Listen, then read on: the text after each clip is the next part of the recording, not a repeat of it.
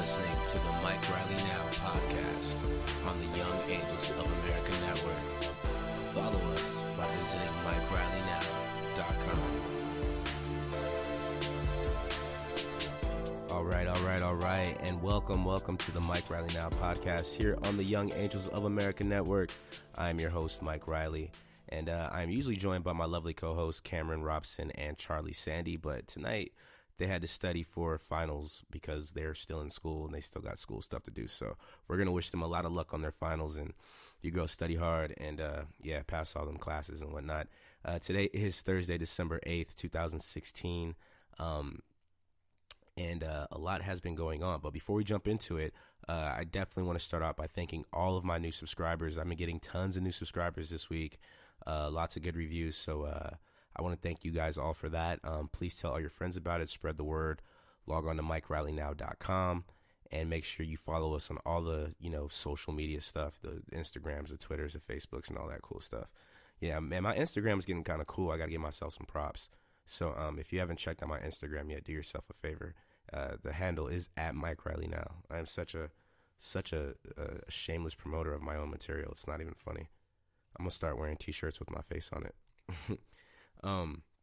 So let's jump into it tonight. I don't have a co-host, but I have some guests.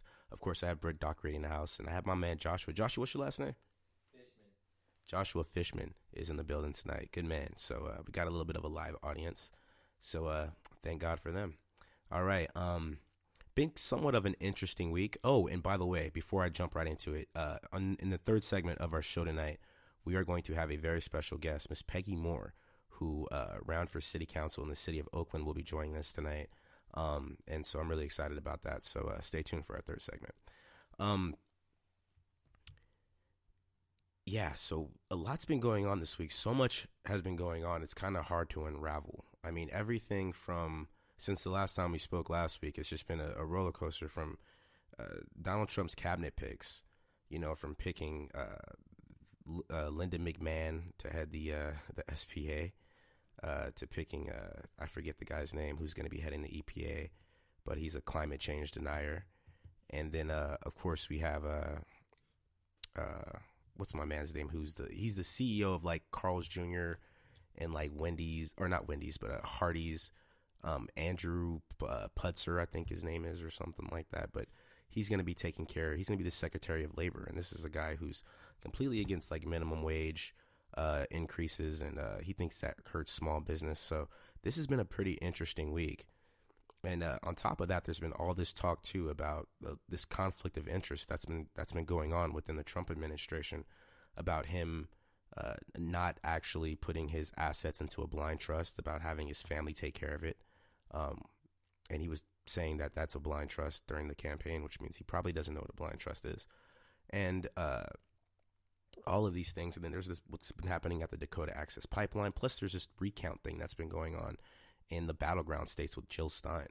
And that's been causing all this ruckus. And amidst all this stuff that's been happening, I've been turning on the TV this week, just trying to get back into media. And I see this discussion happening with Van Jones on Tuesday night. And I think it's called The Dirty Truth or something. Is that what it was called? I don't know if anybody, fact check me on that if you can, if you're out there in TV land. But he had, the Dirty Truth was Van Jones' way of creating a bit of a kumbaya within our country.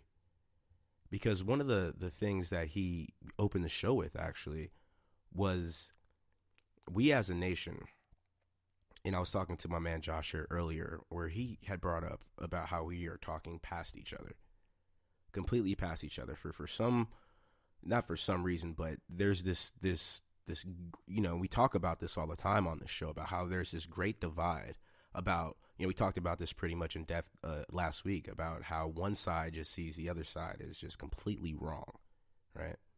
And amidst all this, he brought on different people to kind of explain their views, and it was kind of like a town hall where other people got the opportunity to ask questions back and stuff like that.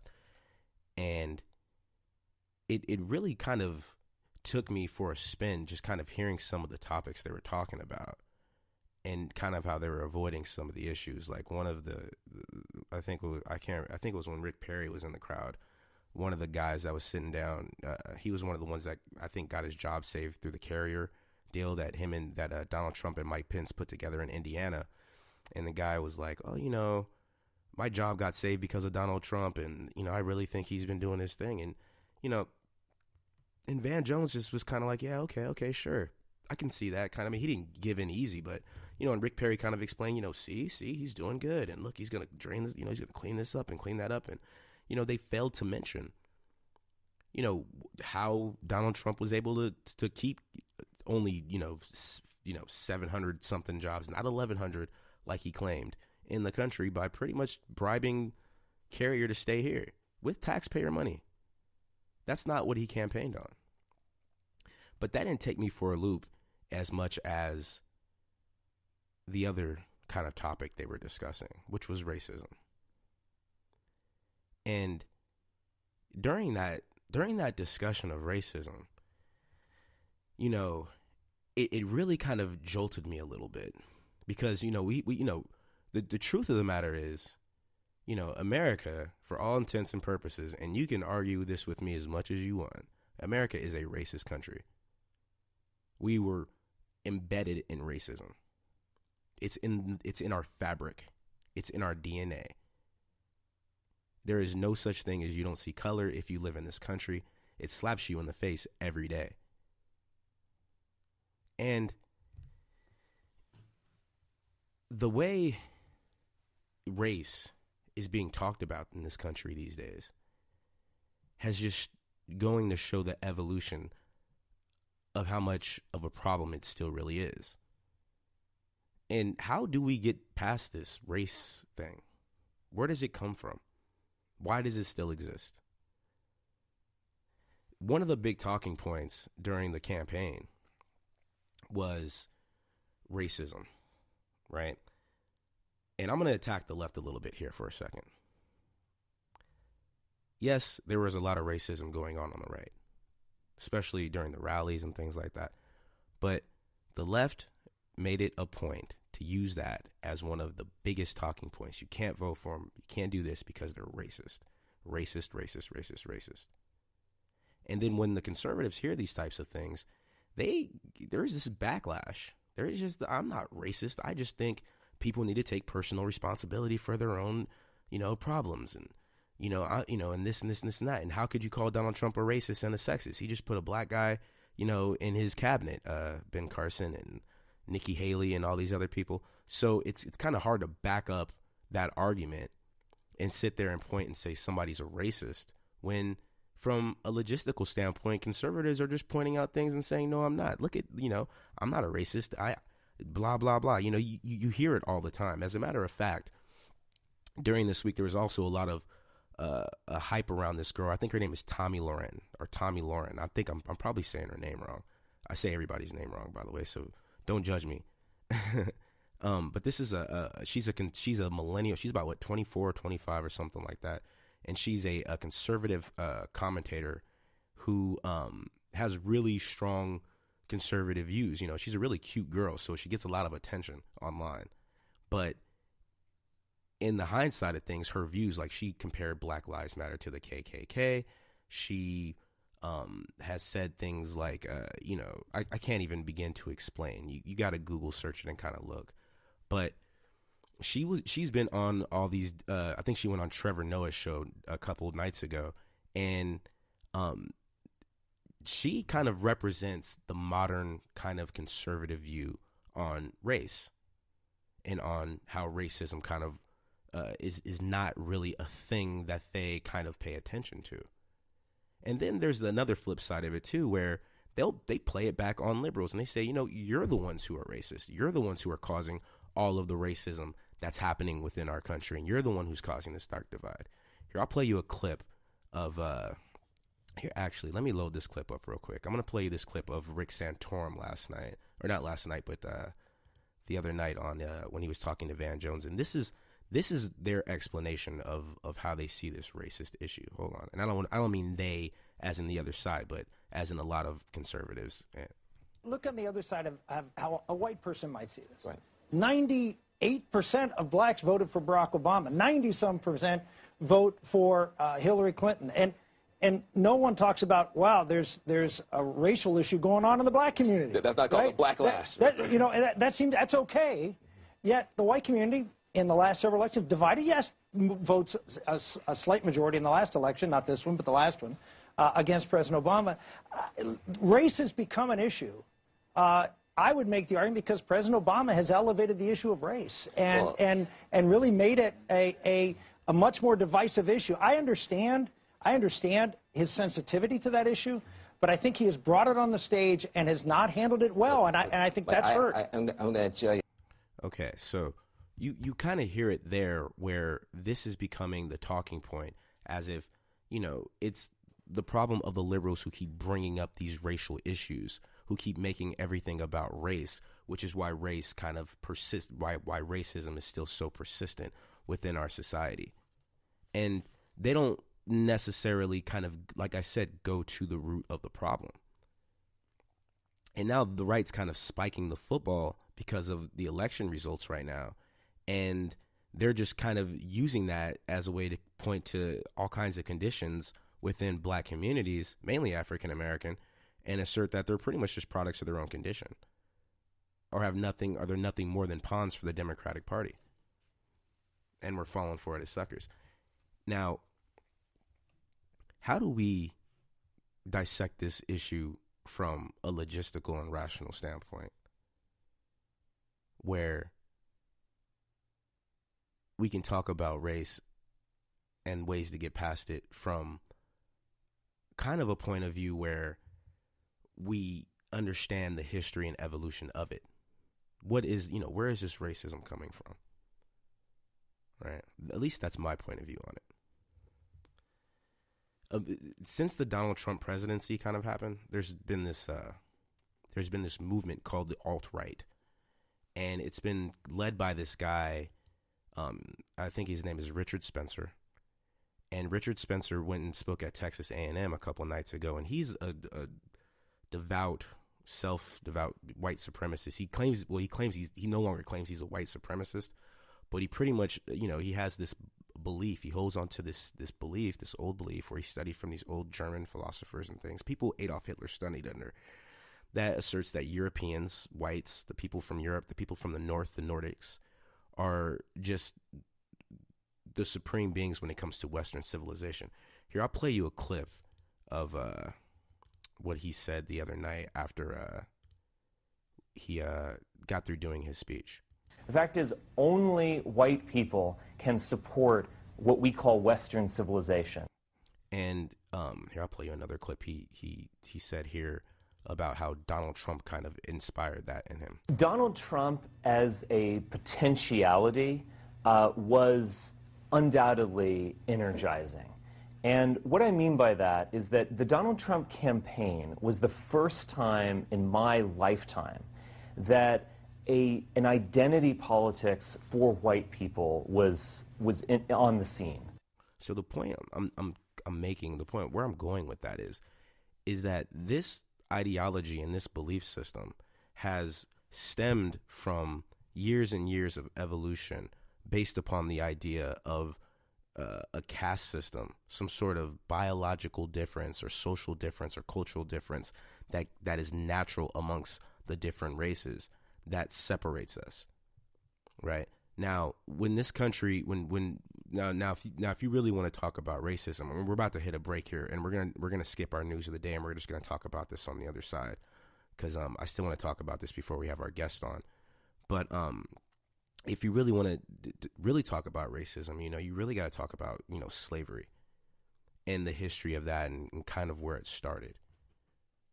And we all know that slavery is an old practice. It goes back to before slavery is something that happened during the Agrarian Revolution. This is essentially when human beings stopped being hunter-gatherers, and we started using agriculture and having communities and things like that. And slavery was a way of paying off debts, and you can trade those debts in if you still owed a debt to the person that you were buying it off of. And so this is an old practice, and on the other side of the break here, we'll talk about how it evolved and how racism evolved when it came to the United States. We'll be right back. Mike Riley Now podcast.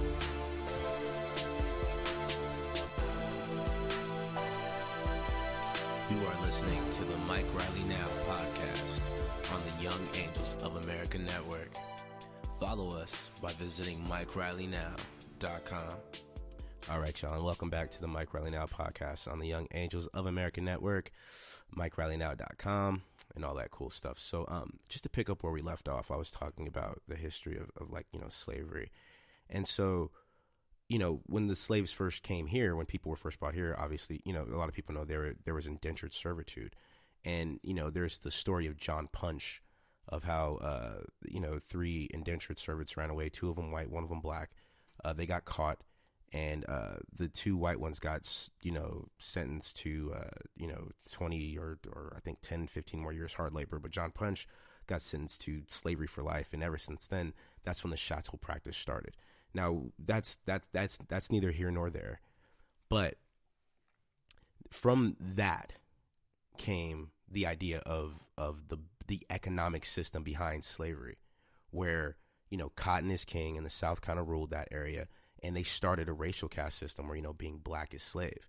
Where I'm going with this is that black lives, black people at that point became the bottom of the evolutionary chain. Look at the notes from Thomas Jefferson. They're supposed to be this way. They're, dumb people. They're childlike. They're lazy, things like that. And Thomas Jefferson tried to abolish slavery. He tried to do it through legislation. He had this thing called the Free State Society, where he tried to send all of the free slaves over to Liberia, which is the only colony the United States ever set up outside of the continent.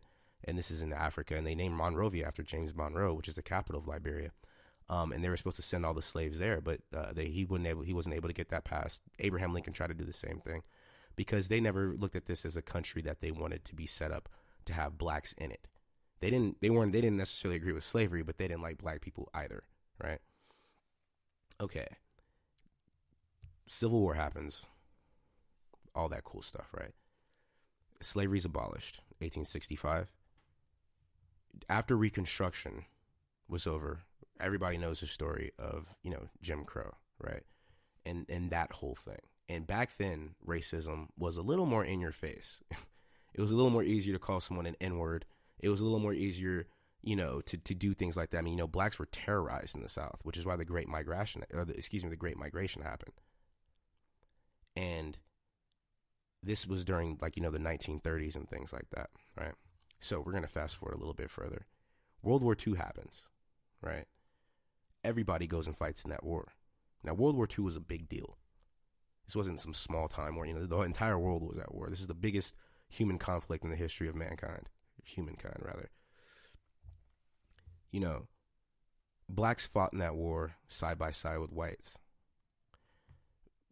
Franklin Delano Roosevelt was a very smart man on the economic side, because he used the war to get us out of the Great Depression, with the New Deal and with things like that, and keeping everything made in the United States. That's where this idea of this manufacturing base comes from, because everything was made here. Everything from the seatbelt to the steering wheel, to the bullets, to the tanks, to the bomb, everything was made in the United States. Plus, we bombed everybody back to the Stone Age. When all the soldiers came back from World War II, they were able to accept the GI Bill. The GI Bill allowed them to, get an education, to buy a house, to do things like that. And they were allowed to be a part of this American dream. They set up this system of government working for everybody. Don't forget, a lot of the country were Democrats for a long time, including those in the South, the Dixiecrats. That's what they were called. And they believed in this idea of government helping everybody. That's where a lot of people get this idea from around the world. We had social programs that help people. We had the best education programs. We had good jobs for everybody. We had a good government. These are the days of Eisenhower, right? The only problem was there was one group of people that weren't a part of that dream, and those were the blacks, the former slaves, the African Americans that lived here. They weren't part of that dream, and they came out and said, we fought in that war too. Shouldn't we have a piece of this American dream? And that's when the Civil Rights Movement happened. Strom Thurmond was one of the first to make what's called the Great Split. This is when the Democratic and Republican parties really had their big split. You know, he hoisted that Confederate flag high above the South Carolina state capitol and gave the longest filibuster in the history of the United States Congress. Anyway, to kind of fast forward here because we're running out of time. Over time, Republicans, and they realized that this idea of racism can't come from just calling people the N-word all the time. It can't come from, you have to kind of code things a little bit differently because they realized that this wasn't working. When Ronald Reagan came along in the 1980s, you know, and well, even before him, Richard Nixon, there was this guy named Lee Atwater. And Lee Atwater was I think he was the chair of the RNC, but I know he was part of Ronald Reagan's presidential campaign. And he had this thing called the Southern Strategy. And the Southern Strategy was this way because to kind of get the Republican vote back because of all of the benefits and the things that were helping a lot of minorities. They didn't like the idea of that. You know, this Republican mantra of slashing and keeping people poor has its roots in racism. Lee Atwater admitted this. This was part of his campaign strategy. There's a very infamous clip of him saying this, and I'll play it for you right now, where he talks about how this is how you evolve the racist talk. And this was part of the strategy of the Republican Party during the Ronald Reagan campaign that was ran in 1980. Here, I'll play this clip for you right now. Or no, as a psychologist, which I'm not, is how abstract you handle the race thing. In other words, you start out, and now y'all are quoting me on this. You start out in 1954 by saying nigger, nigger, nigger. By 1968, you can't say nigger. That hurts your backfire. So you say stuff like forced busing, states' rights, and all that stuff. And you're getting so abstract now, you're talking about cutting taxes, and all of these things you're talking about are totally economic things, and the byproduct of them is blacks get hurt worse than whites. And subconsciously, maybe that is part of it. I'm not saying that. But I'm saying that if it is getting that abstract and that coded, that we're doing away with the racial problem one way or the other. You follow me? Because obviously sitting around saying we want to cut taxes, we want to cut this, and we want is much more abstract than even the busing thing. And a hell of a lot more abstract than nigger, you know. So any way you look at it, race is coming on the back burner. So from right there, Lee Atwater, and this was something that he explained. This was the strategy that they were using. Was, you know, it's not socially acceptable to be racist anymore. It's not socially acceptable to go and call somebody a nigger no more. You can't do that type of stuff. But what you can do is you can sit there and say forced busing. You can sit there and say cut and slash benefits, and they know that disproportionately affects poor people. This has become the evolution of the conversation. Now it's not so much, oh, you know, I'm not racist. I just think that, you know, those people they feel entitled. They should get themselves together. You know, the welfare queen kind of thing. That whole old mantra, that whole old conversation about it's not necessarily that I'm racist. I don't have those racist tendencies. I just have a specific set of conservative beliefs that are rooted within that area, slashing taxes and, you know, cutting benefits and cutting social safety nets, because who does that disproportionately affect over time? It disproportionately affects people of color. Now, granted, I have tons of Republican and conservative and white friends and everything else in between. And we have these conversations all the time. And one thing I can always say, one example I always use about this is for me to get past racism is a lot like getting past misogyny or sexism. Because I'm not a woman, right? I'm a man as far as I can tell. And I have no idea what it's like to be a woman. I don't understand. I will never understand that experience in my entire life.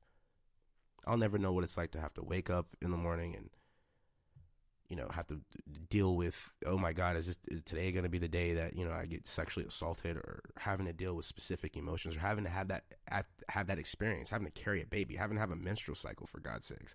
I can never imagine what that's like to go through that.